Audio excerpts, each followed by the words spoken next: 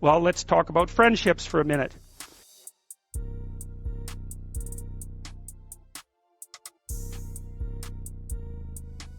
Here's how you know if someone's your friend.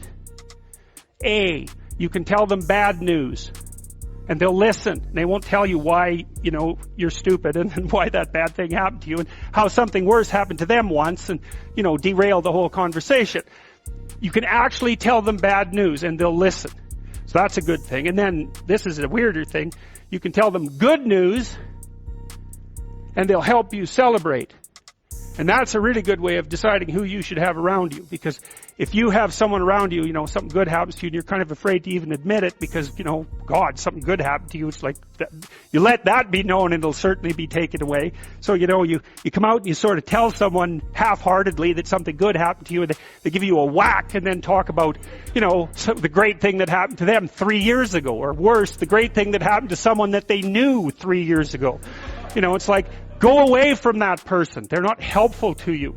And they're not helpful to themselves either. And so you want to you got to think about this. You got to surround yourself with people who want the best for the best part of you. You can hang around with weasels and losers that are trying to pull you down to justify the fact that they're spiraling downhill as well. And the upside of that is you don't have to have any responsibility and you can all whine about how wretched life is, so that's pretty attractive. But I would say it's also a bad medium to long-term plan. And so it's acceptable and desirable to try to surround yourself with people who are facilitating your development. And you might say, well, I've got people around, I know them well, they're not doing that well and they don't fit into that category. It's like,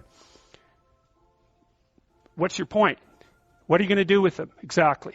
If they'll listen and cooperate with you and move towards a better future, great. If they don't pay any attention and they keep doing the same damn things over and over and they're not going anywhere and it's painful, then maybe the proper thing to do is say, you just have your misery. I'll go off and have my life. And maybe you'll wake up at some point in the future and think that's a better way of being.